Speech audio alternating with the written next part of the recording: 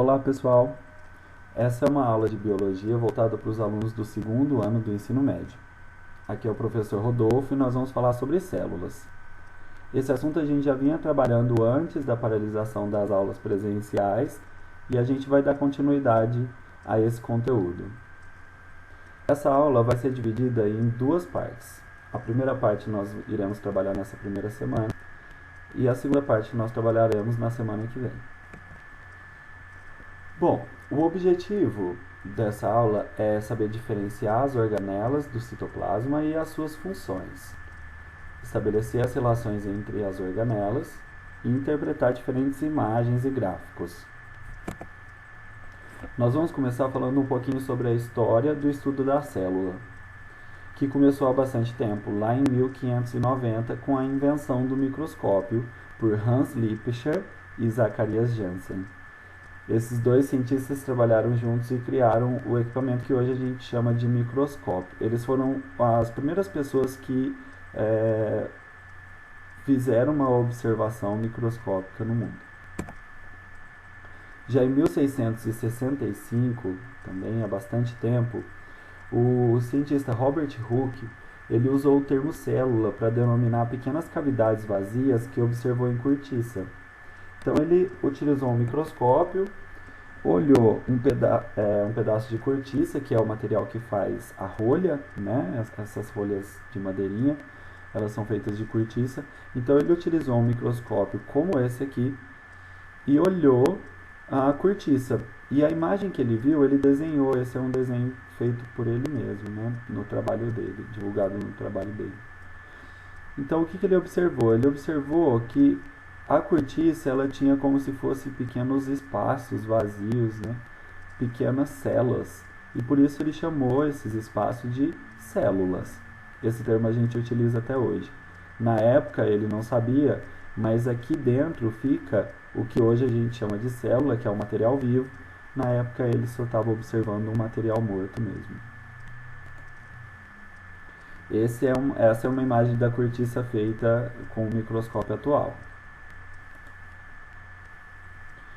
Em 1838, já quase 200 anos depois, já se tinha vários conhecimentos em cima da célula, já sabia que era uma coisa viva, né, e que tinha metabolismo e que fazia várias atividades. Então esses dois cientistas, o Matthias e o Theodor, eles propuseram a teoria celular, que consiste em todos os seres vivos são constituídos de células. Todas as reações metabólicas de um organismo ocorrem dentro da célula. Todo ser vivo pluricelular provém de uma única célula chamada de ovo ou zigoto. Essa teoria celular continua valendo até hoje. Mesmo a gente sabendo que tem seres vivos que às vezes não são constituídos de células, como é o caso do vírus, por exemplo, mesmo esses eles precisam de uma célula para poder completar o seu ciclo de vida, né? Então, a teoria celular ela continua valendo até hoje. Bom, a citologia é o ramo da biologia que estuda a célula, né? E elas possuem três partes importantes: a membrana citoplasmática ou só membrana plasmática, o citoplasma e o núcleo, sendo que nem todas as células possuem núcleo. Quanto ao número de células, é importante lembrar que existem aqueles seres vivos que são unicelulares, né, formados por uma célula só, e aqueles que são pluricelulares, que são formados por várias células, né? Então, como exemplo de unicelular são as bactérias, protozoários, algumas algas, e pluricelular seria então as plantas, os animais, incluindo nós seres humanos, e fungos, alguns fungos. No nosso corpo, como existem trilhões de células, cada uma delas, cada área do corpo vão ter células especializadas em algum tipo de função. Então, existe muita diferença na aparência de uma célula para outra, né? Aqui, por exemplo, a gente vê um neurônio, né? A célula que forma o nosso cérebro, os nossos nervos. Aqui a gente vê células musculares, aqui a gente vê células sanguíneas. Então, cada uma vai ser diferente de acordo com a sua adaptação. A gente subdivide, né, as células em dois tipos diferentes, que são as eucarióticas e as procarióticas. Falando primeiro das eucarióticas, são células que possuem núcleo definido, né? O material genético fica separado das estruturas do citoplasma. Então, na célula eucariótica, o DNA ele fica guardado dentro do núcleo, né? Diferente da procariótica. Então, aqui a gente tem um esquema de uma célula eucariótica, né? Então, essa estrutura roxa aqui, bem grande, é o que a gente chama de núcleo. Então, essa célula é como se ela tivesse sido cortada ao meio, né? Então, a gente tem aqui a membrana, né, nesse azul clarinho. Então, essa membrana envolveria toda a célula, ela estaria toda preenchida. Mas é como se a gente tivesse vindo e cortado ela ao meio, deixado umas estruturas aqui levantadas, para a gente poder observar melhor, certo? Aqui um outro esquema, essa é uma célula do tipo animal, né? Ela também, como se ela tivesse sido cortada, para a gente ver como é essas estruturas mais, né, como é a estrutura por dentro da célula. E aqui uma célula vegetal, a mesma coisa.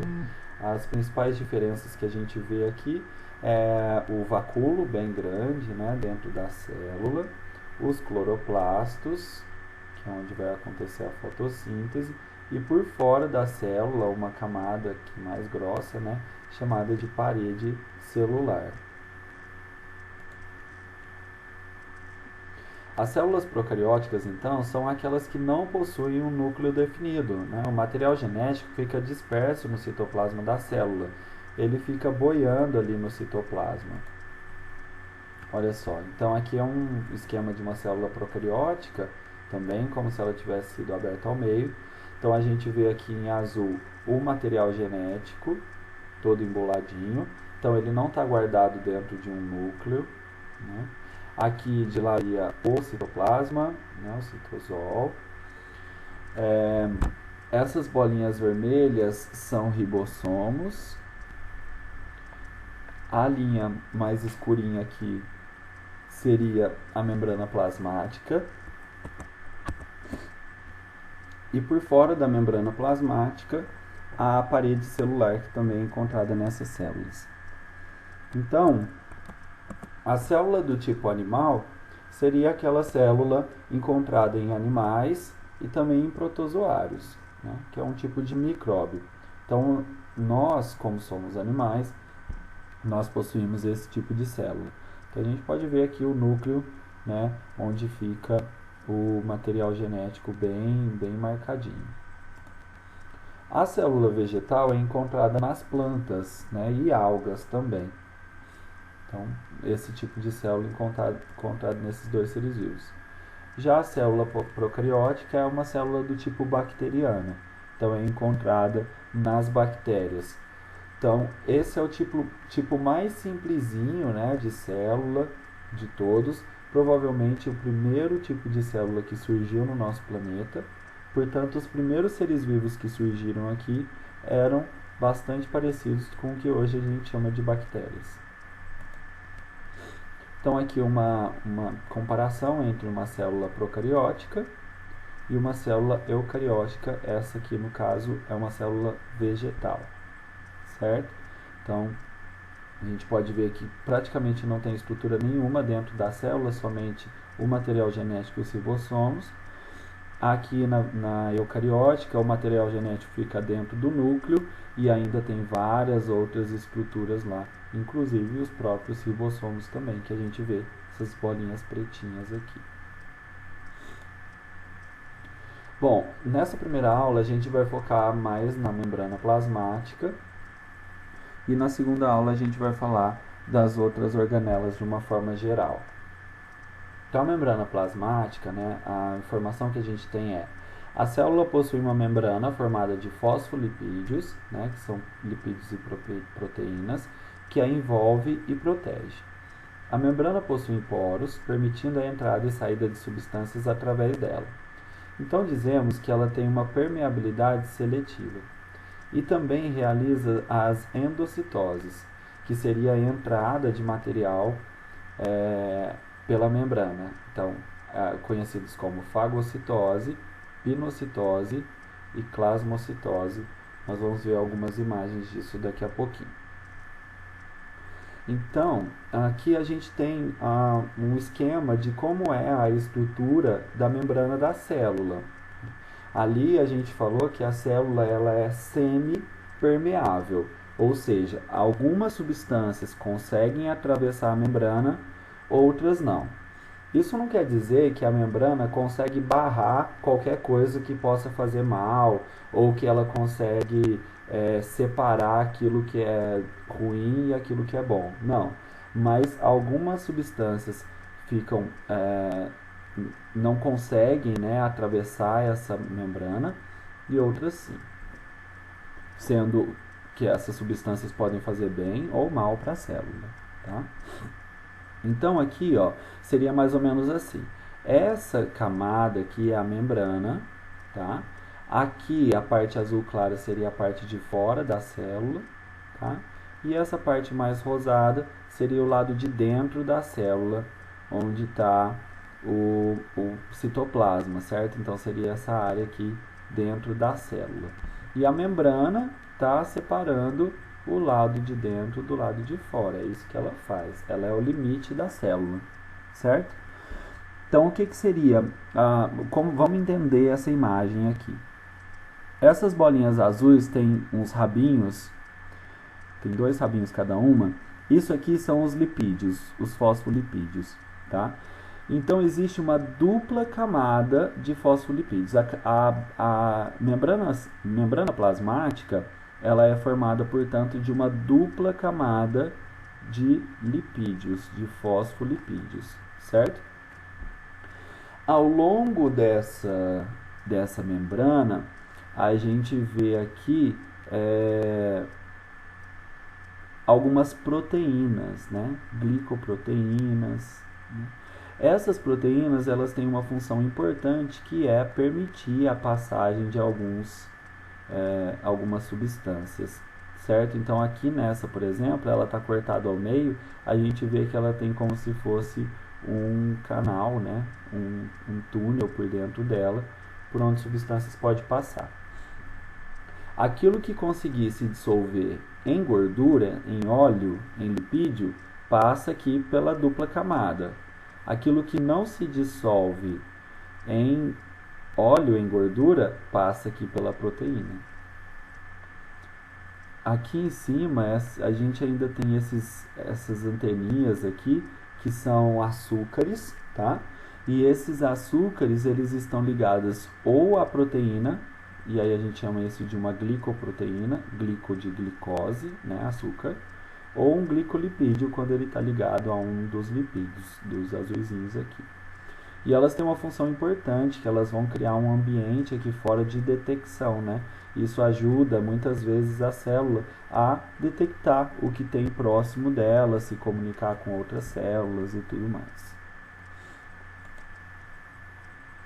Então vamos falar daqueles movimentos que a membrana faz e que ajuda ela em várias situações que eu vou explicar para vocês. Então vamos começar falando da fagocitose, que é um processo de englobamento de partículas sólidas através dos pseudópodes, que eu vou mostrar para vocês o que é, capturando o material, formando um vacúolo digestivo chamado fagossoma.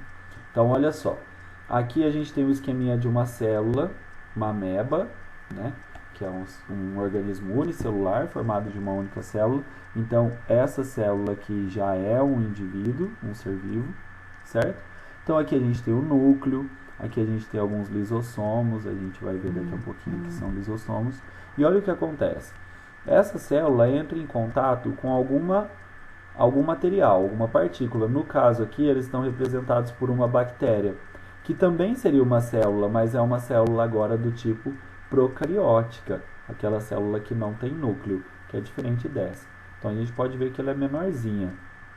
Olha o que acontece. Olha como a ameba, ela muda o seu formato, né? A membrana plasmática muda o seu formato e forma como se fossem braços que vão abraçando, né? essa partícula, no caso aqui essa bactéria. Isso é o que a gente chama de pseudópodes, né? Esses braços aqui que envolve a partícula. Uma vez que eles fecharem aqui, a partícula fica presa então dentro de uma bolsa. Isso aqui está dentro da célula agora. Tá? O lisossomo mais próximo vai se ligar aqui e vai liberar enzimas digestivas que vão fazer a digestão dessa bactéria e vão matar ela, destruir ela, desfazer ela, desmanchar, certo? A célula vai absorver qualquer nutriente que ela puder, ela vai fazer uma absorção, certo? Então isso a gente chama de digestão intracelular. Aquilo que ela não for aproveitar, ela volta a abrir a membrana aqui e esses resíduos são eliminados. Então isso é o que a gente chama de fagocitose. Pode ser utilizado para a própria alimentação do ser vivo, como é o caso da ameba, ou então pode ser utilizado como defesa de um organismo. Então, no nosso caso, por exemplo, quem faz isso são células de defesa do nosso sangue. Quando elas se encontram com algum corpo estranho, algum micróbio, alguma coisa que pode nos causar algum problema, elas vão fazer exatamente esse mesmo processo e com isso elas acabam eliminando esse ser vivo que pode ser prejudicial para a gente. O outro movimento é a pinocitose, né? A pinocitose é parecida com a fagocitose, mas com uma diferença básica aqui. Pinocitose é o englobamento de gotículas líquidas, geralmente, através de um canal pinocítico, formando um vacúolo digestivo chamado pinossomo. Então, o que vai acontecer aqui? Diferente da fagocitose, na fagocitose a célula vai lançar pseudópodes, né? Então ela vai envolver aquela partícula sólida. Na pinocitose não, ela simplesmente dobra a sua membrana para dentro, tá? Então ela dobra a membrana para dentro, então ela puxa essa substância líquida para cá e aí ela fecha a membrana, então forma também um vacúolo. Aqui a gente chamava de fagocitose, na fagocitose a gente chamava de fagossomo, aqui na pinocitose a gente chama de pinossomo, tá? Não tem grande diferença. Plasmocitose então seria a eliminação, né, do que foi fagocitado ou que foi pinocitado. Aquilo que não é aproveitado é eliminado. A gente vê isso nessa imagem aqui, é a plasmocitose. Então aqui ó, a gente pode ver endocitose seria o movimento para dentro da célula, dentro, né? Então aqui é o que está acontecendo, é a pinocitose, né? Então olha só, a membrana aqui seria a dupla camada de fosfolipídios, tá vendo? Uma camada do lado de fora, outra camada do lado de dentro, aqui em verde. Então a membrana ela se dobra para dentro, então ela acaba puxando substâncias com ela. E aí ela aumenta essa dobra e fecha. Depois isso aqui se solta, né, formando uma bolsa mesmo dentro da célula, né, com essas partículas. Na exocitose o movimento é o contrário, né? As substâncias estão dentro dessa bolsa, a bolsa se aproxima da membrana plasmática, se liga a ela e aí ela abre o seu conteúdo para fora da célula e aquilo é eliminado. Bom, dentro da célula, então, ela vai ser preenchida por um líquido, né, meio gelatinoso, que a gente chama de citoplasma, ou citosol. Então, o citoplasma é a parte interna da célula, onde encontramos as organelas, né, mergulhadas em um líquido chamado hialoplasma ou citosol. Cada organela possui uma função, que em conjunto a célula realiza suas atividades metabólicas. Bom, essa aula a gente vai parar por aqui, tá? Na próxima aula a gente volta a partir desse ponto e a gente vai estudar cada uma das organelas que existem dentro da célula, qual é a função delas. Tudo bem? Bom, espero que tenha sido claro para vocês. Assistam esse vídeo quantas vezes quiserem. E obrigado por assistir. Espero ter ajudado vocês nos estudos aí em casa, tá bom? Um grande abraço. Tchau, tchau.